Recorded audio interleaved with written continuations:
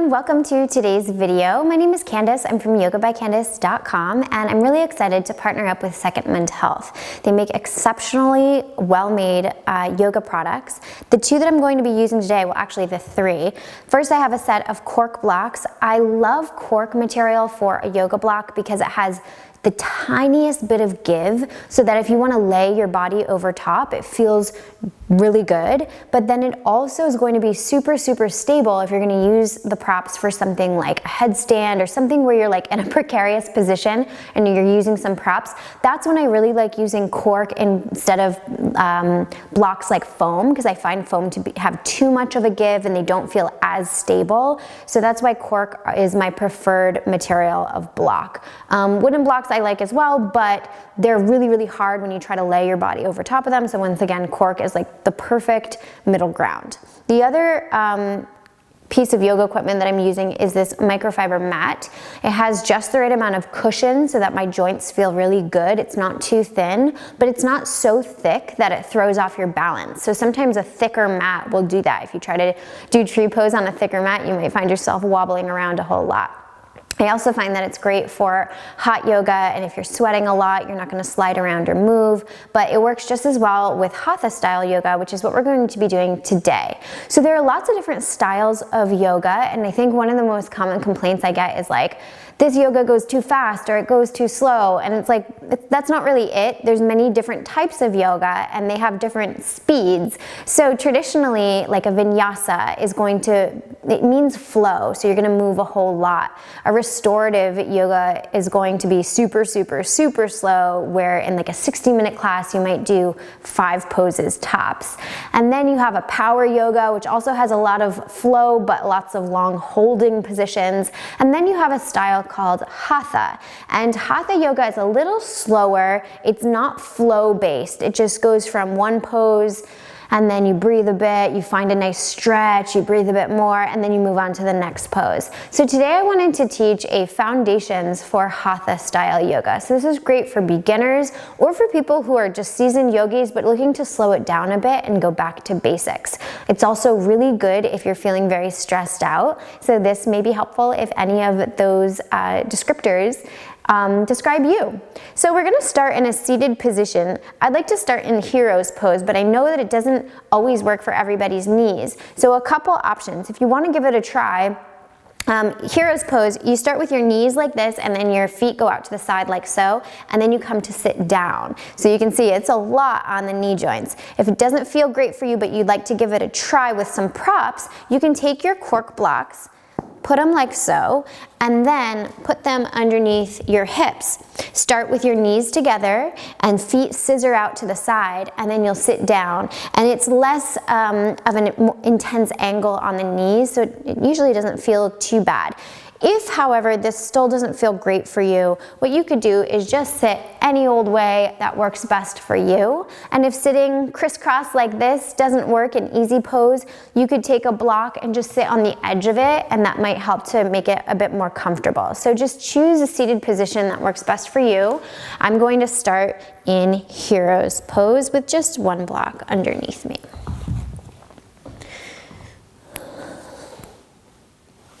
So as you're here, roll your shoulders back, let your hands rest on your thighs, close your eyes and take a deep breath in through your nose. Exhale through your mouth and see if you can find that sensation of a sense of groundedness and rootedness from your sitting bones into either your prop or your mat. And then take another deep breath in through the nose and see if you can follow the breath through the crown of your head, noticing a little bit of length happening through your spine, through the crown of the head. And as you exhale, allow your shoulder blades to melt down the side of your back. And allow yourself to feel even more firmly rooted into your seated position. So it's like you have these two opposing lines of energy. You have that rootedness sensation where there's energy moving downward. And then from like the low back up, you have this upward moving energy. So it almost feels like this axial extension through your spine, where it's getting super long. Allow your collarbones to be naturally broadened, so you can even bring a tiny bit of engagement in between the shoulder blades. Allow your arms to be heavy. Allow your breath to slow down. See if you can find equal lengths in your inhales and exhales.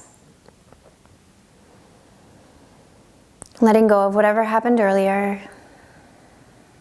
Letting go of anything on your to-do list. And just acknowledging the gift that is this moment right here.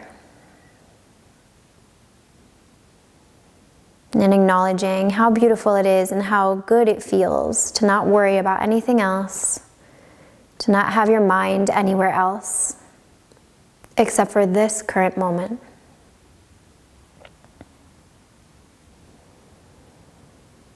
Bringing some awareness to the top of your head, begin to move your awareness through your whole body, super slowly, like snaking through your entire body, just looking for any pockets of tension or tightness.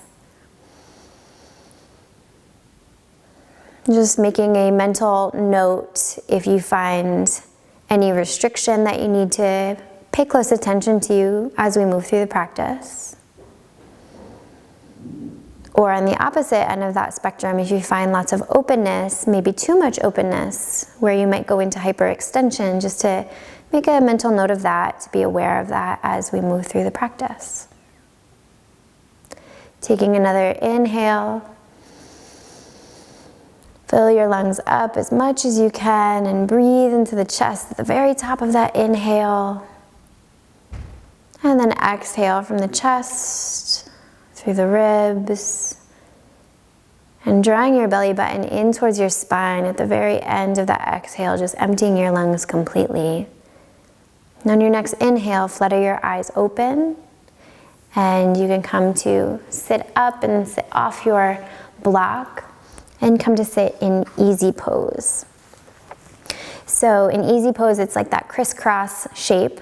Once again, if you find that this is really uncomfortable to sit tall like this and your low back wants to round and like slouch you forward, it just means that you're restricted through your hips, so it will feel better to sit on the edge of a block.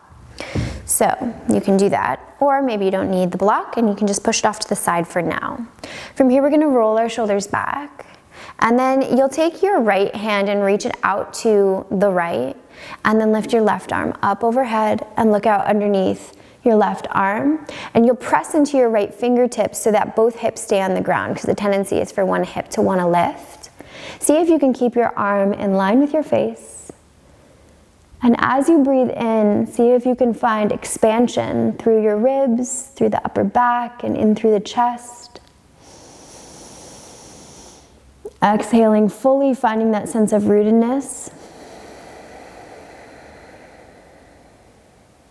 Inhaling once again, find that axial extension through your spine. And exhale, see if you can allow your shoulder blades to melt down your back and allow the arm to kind of plug into the torso, but still have extension through the fingertips. And one last big breath in. And as you exhale, lower your left arm down, and you'll slide the fingers out away from you and take it over to the other side. So as you move here, you may notice that one side feels a little bit more restricted than the other. That's often normal. Just make a mental note of that. Keeping your arm in line with your face. Keep pressing your left hand into the ground to keep both hips rooted. Take a big breath in. And exhale fully. And just noticing what it feels like to take big breaths in and out, because so often we are breathing really shallowly. Another big breath in. Bringing awareness to the integrity of the pose. See if you can plug the arm into the body but still reach out from the fingertips and find some extension through the entire arm. Another big breath in. And as you exhale, gently release. From here, we'll take the left hand to the right knee and send the right hand back behind us for a gentle twist. So stay really tall here, and let's move with integrity. So a big breath in to lengthen first. And then as you exhale, begin to twist, initiating your twist from your belly button. And you can use your hand a bit to gently pull on your leg to get a little bit of twisting action here. But keep your shoulder blades drawing towards one another. And then look out over your shoulder with your left eye. So another big breath in. Find a bit more length, and then exhale, twist a little bit more. So every time you inhale, you can back out of it a little bit to find that length and extension through your spine, and then twist a bit deeper. So let's do that one last time.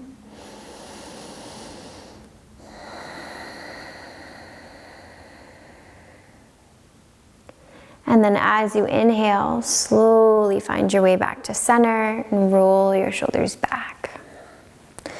We'll take it over to the other side by bringing the right hand to the left leg. And then inhale, grow tall first. Exhale, slowly begin to twist, initiating your twist at your belly button. At the end of that exhale, you can release a tiny bit and then inhale, lengthen through the crown of your head a bit more. And exhale and twist a bit more. So it's still the beginning of the practice, so we're keeping it really gentle. And then as you inhale, do that one last time, lengthen up through your spine. Full deep exhale as you draw your shoulder blades towards one another, nice broad collarbones. And then on your next inhale, slowly find your way back to center. From here, we're gonna bring the bottoms of the feet to touch. Draw your heels in towards your pelvis. Now, if your knees are up like this, you'll just use your elbows to press into them to open them up a bit more. So you'll take your thumbs and bring them into the arches of the feet and wrap your hands around the tops of the feet and then open the feet up like a book. As you inhale, bring some awareness to the base of your spine and take a deep breath in to find length through the crown of the head. Gently draw your shoulder blades towards one another for broad collarbones. And as you exhale, reach from your heart center out in front of you. Go for out in front of you rather than straight down, because we don't want to round the back and collapse through there, because then it'll turn into a stretch for the back. And for this particular stretch in cobbler's pose, we're looking for a little bit of release through the inner thighs. So move yourself forward while keeping both hips on the ground, and visualize your knees reaching out away from you. And that'll help to find that, that open sensation through the inner thighs. As always, you can kind of undulate through your spine. Inhale, lengthen up through the crown of your head, and exhale, reach your heart forward, finding a deeper sensation into the pose. Inhale, gently undulate through your spine, find some extension through the spine, and then exhale, reach your heart forward even more. And we'll do one last deep breath in, lengthen up, undulate through your spine like a wave in the ocean, and exhale, reach your heart forward. And then as you're ready, slowly begin to lengthen through your arms, and then take your hands underneath your knees and send your knees towards one another. And from here, we'll extend the left leg out to the side and bring the right bottom of the foot into the inner thigh. Square your body over your extended leg. Now, once again, if you find this really challenging to sit forward like this, with this like reaching forward sensation because your low back wants to round and collapse here, just grab your block and sit on the edge of it. And what that does is it helps to tilt your pelvis forward a bit. So with your hands on either side, you can take a deep breath in, lengthen through the crown of your head, gently draw your shoulder blades back towards one another. That's going to help to keep your upper body in a nice position as we walk forward. Now, if you find that you get to a place like this and you're like, I can't go anymore forward, that's cool. Just take your other block and you can rest your forearms on it, or you can rest your hands on it, or if you had a strap, you could use that as well. So feel free to use your props to your advantage. So as we're here, the tendency when we find restriction or tightness is to just like, I can't do this. And you start going into this like negative line of thinking. So if thoughts come to you, see if you can just flick the switch of your mind's thoughts off and focus on a deep breath. So let's just take one big breath in, one big breath out.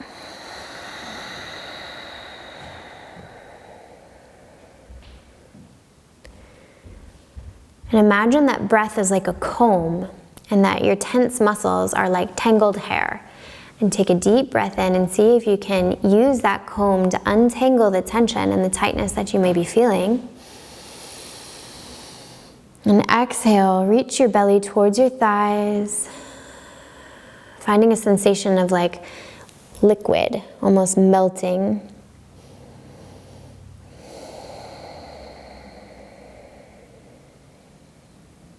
On your next inhale, rise up onto your block and gently walk yourself back. And we'll bring that leg in and take it over to the other side. So extend your right leg this time and bring the bottom of your left foot into your inner thigh. You can grab hold of your block as well. Square your upper body over your thigh. And then take a big breath in, lengthen through the crown of your head. Bring your hands down to either side and begin to walk yourself forward. Now you may find that one side is more restricted than the other. And if that's the case for this side, and on the other side you could get way down here, but for this side you're like, I can't go any further than this. That's okay. No worries, that often has to do with what we're doing in our lives off the mat, and I'll talk about that in a sec. So just go where is comfortable for you.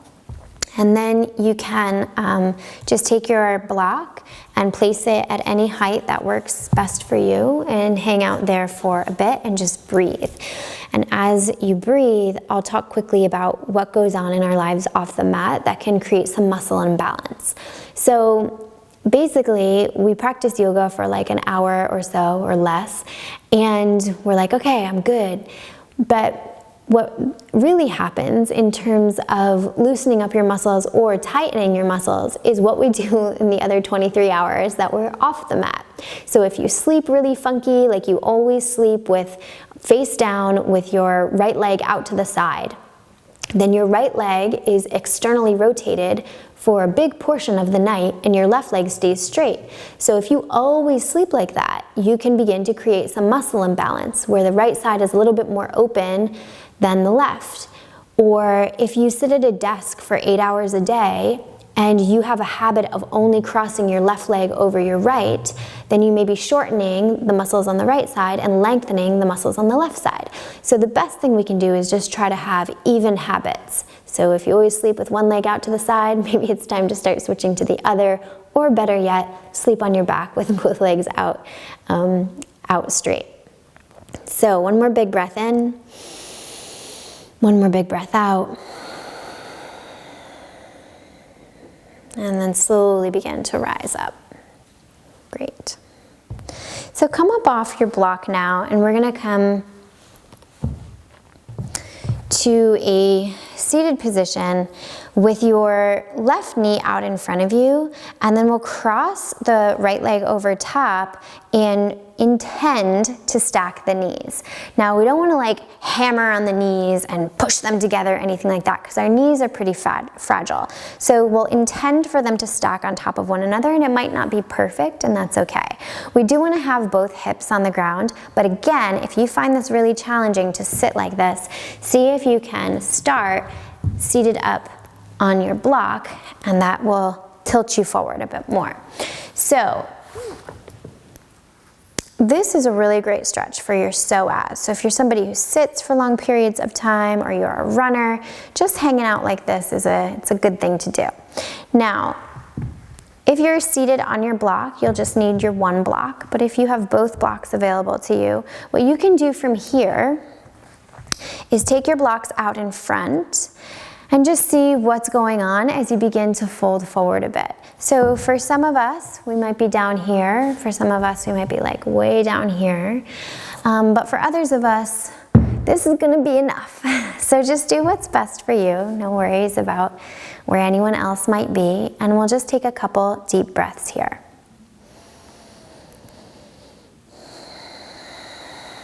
So this is called Gomukhasana, and traditionally we are doing something very similar with the arms. We're like doing this funky thing this way, but because I wanted to keep it focused on foundations and just kind of like the basics, I wanted to get this portion down first because it's much more important to get the foundation of the pose down before focusing on like the arms, for example, if it's a seated position. So with yoga, we always want to build the pose from the foundation up. So in this particular pose, the foundation are the hips and the legs in general, and then we move our way up from there. So I don't worry too much about the arms until we've got the foundation down. So as you're here, just breathe, try to find some space and length in any areas of tension that you find. We'll take one more big breath in and full breath out.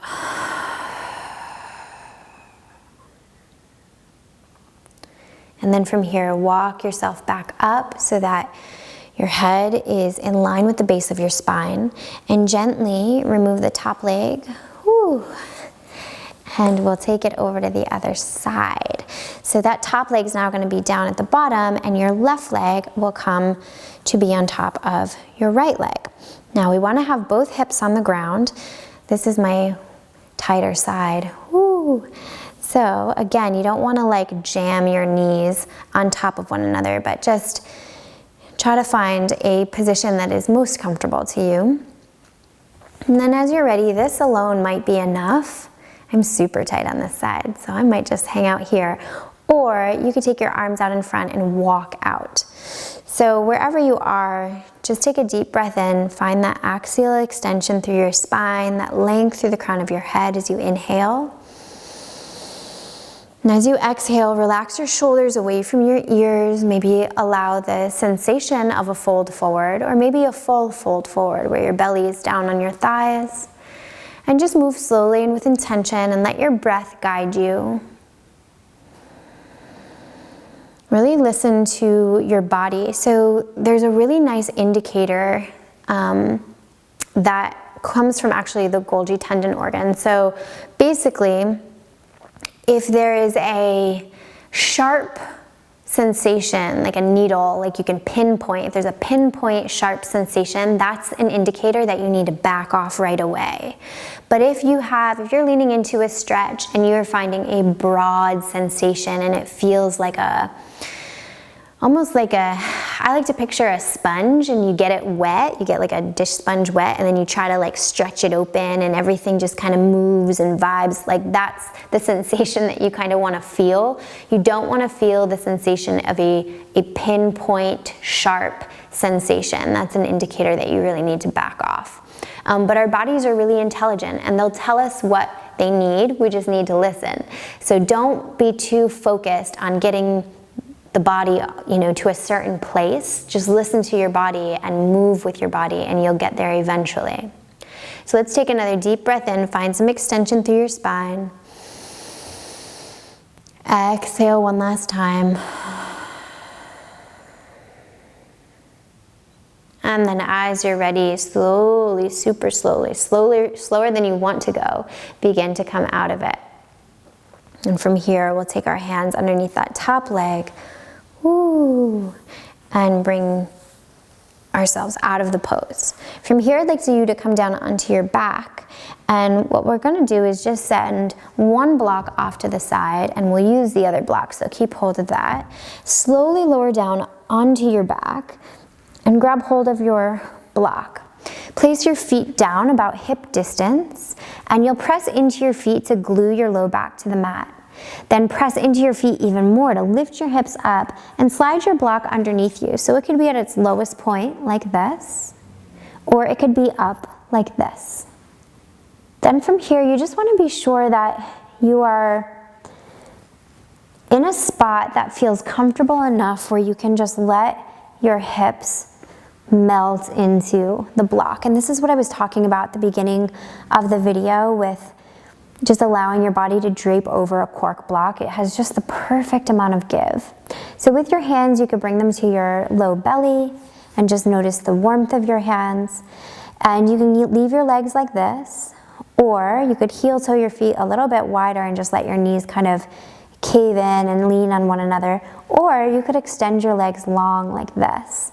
So do what's going to feel best for you. You can kind of play around with it and see. And just close your eyes and allow yourself to melt into the mat, noticing how heavy the head is, how heavy the upper back is. The arms are heavy and the hands are nice and warm on the belly, and the legs are heavy, and the hips are fully supported by your block. And even though you're not really moving here, see if you can find the sensation of movement through your breath, and just notice the swirling in as you take a deep inhale. And see if you can follow the breath through your body.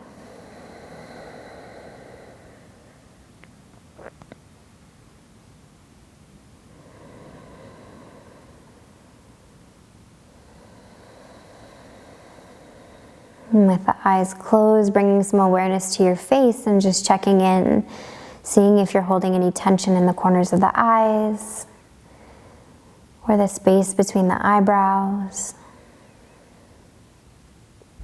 or perhaps the corners of the mouth or the jaw. See if you can relax the entire forehead and the tops of the cheeks, the temples. Just letting yourself be fully in this moment, no worries about anything else, nowhere else to be and nothing else to do. Just giving yourself this one moment to be fully supported by your props and to allow your body to relax.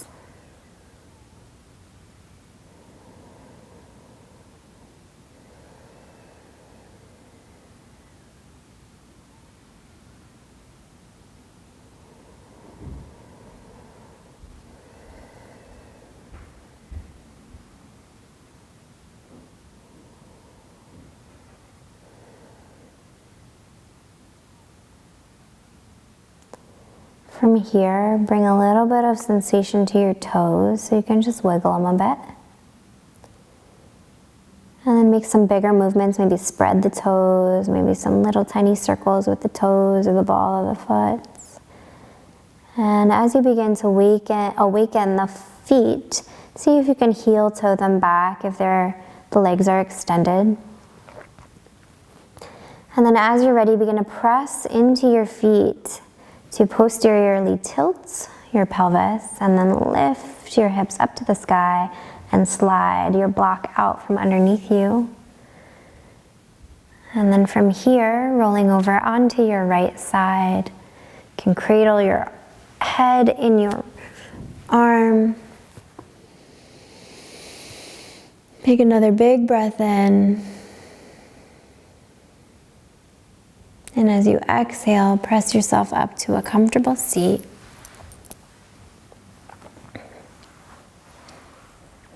And bringing your hands to heart center, close your eyes and tuck your chin to your chest.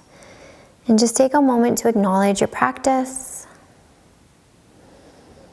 and honor the ancients that have come before us. And set an intention for the rest of your day. Thank you so much for practicing with me. Namaste. So I just wanted to say thank you for practicing, first of all. And also, just to let you know, you can always find me at yogabycandace.com. And if you have any questions about this Hatha practice, you can ask me over there. But basically, Hatha yoga, as you can see, we didn't go from like one pose to the next in this like flowy style, like vinyasa. This is like really much slower, and And it's really a time to find a stretch in each pose. Whereas with vinyasa, you are finding probably a bit of a stretch, but it's just going one pose to the next, to the next, to the next, and you're not really fully breathing it in or feeling it in your body. So it's just nice to switch things up every once in a while. So if you always practice vinyasa, give Hatha style a chance every once in a while. And if you practice Hatha a lot, give vinyasa a chance. Thanks so much for checking out this video, and thanks to Second Wind Health, because these props are so awesome. I love using them in my practice, and you should definitely give them a try if your yoga gear needs a bit of an upgrade. See you soon.